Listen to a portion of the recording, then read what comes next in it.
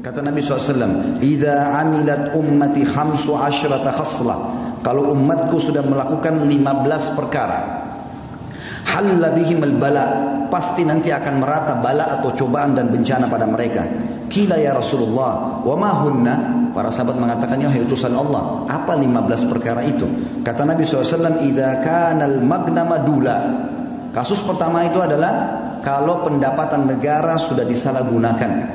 Yang kedua, wal amanatu magnama, dan kalau amanah sudah dijadikan sebagai sumber pendapatan, sudah hilang di benak seorang muslim bagaimana dia bersifat sosial, bagaimana dia membantu saudaranya muslim dengan mengejar pahala, tapi semuanya harus ada pendapatan. Tidak ada namanya membantu dengan cara sosial. Amanah sudah dijadikan sebagai pendapatan. Selanjutnya waz zakatu magrama, zakat dijadikan sebagai sumber hutang. Jadi akhirnya zakat yang dia diberikan kepada orang-orang tertentu malah dijadikan utang oleh orang-orang kaya. Selanjutnya wa ata'ar rajulu zaujatah, dan suami-suami sudah mulai tunduk dengan para istri-istri mereka, walaupun itu haram tetap dia patuhi istrinya sementara Allah mengharamkannya. Wa aqqa ummah, sampai pada tingkat dia durhaka dengan ibunya.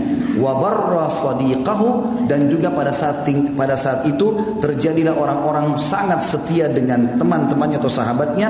Wa jafa abah, dan dia cuekin ayahnya. Wartafa'atil aswat fil masajid, mulailah masjid digunakan untuk mengangkat suara-suara selain ibadah kepada Allah. Wa kana zaimul qaum ardzaluhum, juga masuk dalamnya adalah kalau satu kaum sudah dipimpin oleh orang yang terbodoh di antara mereka.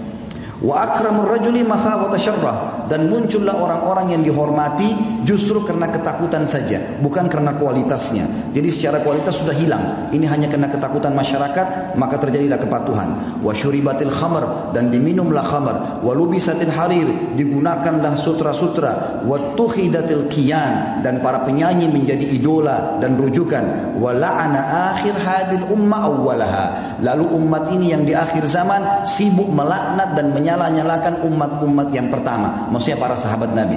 Ya, mungkin kita sudah tahu sama-sama ada sebagian kelompok yang mengaku Islam sengaja menghina-hina para sahabat Nabi ridwanullahi alaihim yang mestinya jadi rujukan. Maka kata Nabi SAW, fayartaqibu inda dzalik, maka pada saat itu mereka akan ditimpa rihan hamra, akan datang pada mereka badai yang membawa kemerahan. Sebagian ulama mengatakan badai pasirnya merah, atau mungkin badai yang mendatangkan kebakaran. Wa khasfan, dan mereka dikutuk. Wa khasfan, itu ditenggelamkan di bumi. Wa maskhan, diubah atau dikutuk.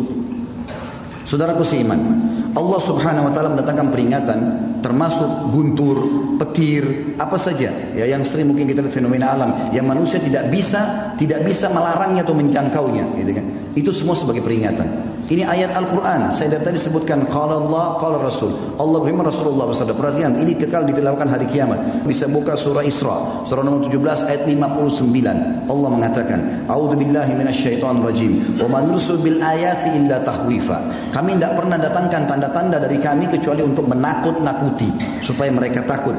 Juga dalam surah yang lain At-Taubah surah nomor 9 ayat 126 Allah berfirman, a'udzubillahi minasyaitonir rajim. Awala yarawna annahum yuftanuna fi kulli amin marratan aw marrataini thumma la yatubuna wa la hum yadhakkarun. Tidakkah mereka manusia itu melihat setiap tahunnya kami uji mereka setahun sekali sampai 2 kali, baik di badan mereka dengan penyakit, baik ributnya rumah tangganya, baik keseleo, baik apa saja masalah, atau mungkin masalah lebih umum, semuanya kena masyarakat. Kami uji mereka setiap tahun sekali atau sampai 2 kali agar mereka bertobat dan mereka kembali, tapi sayangnya mereka tidak mengambil pelajaran itu.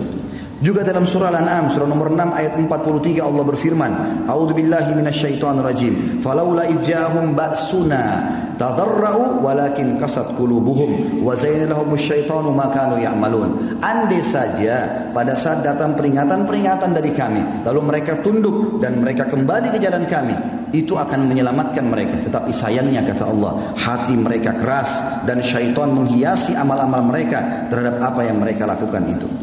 Saudaraku seiman, Allah Subhanahu wa taala kalau menghancurkan kaum itu enggak ada yang bisa selamat. Bukan kita tonton di TV kemarin kejadian tsunami, ada yang lagi duduk di pinggir pantai makan, ada yang lagi ngobrol, ada yang lagi setir mobil. Banyak yang saya temukan waktu kemarin kejadian Palu di Makassar, kami sempat ke sana, yang saya temui mereka mengatakan lagi duduk sama istrinya, ada yang lagi ngobrol, ada yang lagi telepon, tanpa sadar gempa datang hancur semuanya. Tidak ada kesempatan untuk lari. Jangan kita menganggap bahwasanya kita bisa melarikan diri, teman-teman sekalian. Kalau hukuman Allah sudah datang berbahaya. Apalagi kalau anda dasarnya tahu hukum dan anda tidak ingatkan orang lain. Renungi hadis Bukhari. Nabi SAW mengatakan, pernah satu kali Allah utus Jibril untuk menghancurkan satu negeri. Lalu Jibril berkata, ya Allah, sesungguhnya di negeri itu ada hambamu fulan, ada orang soleh di situ. Lalu Allah SWT mengatakan kepada Jibril, mulai siksaan dari dia, karena dia tidak pernah menyuruh kepada kebaikan, tidak pernah melarang dari kemungkaran. Kita faham, berhentikan orang, teman-teman sekalian. Dan ada juga hadis Bukhari, kata Nabi SAW, perumpamaan kalian dengan orang yang berbuat kesalahan ini. Mimbar-mimbar ini berfungsi, teman-teman, untuk menasihatin umat. Maafkan kalau saya harus membahasakan ini. Dan juga teman-teman dai-dai yang lain, para ulama yang lain, para kiai yang harus bisa menyampaikan kepada umat. Karena kalau tidak amar ma'ruf nahi munkar akan merata semuanya.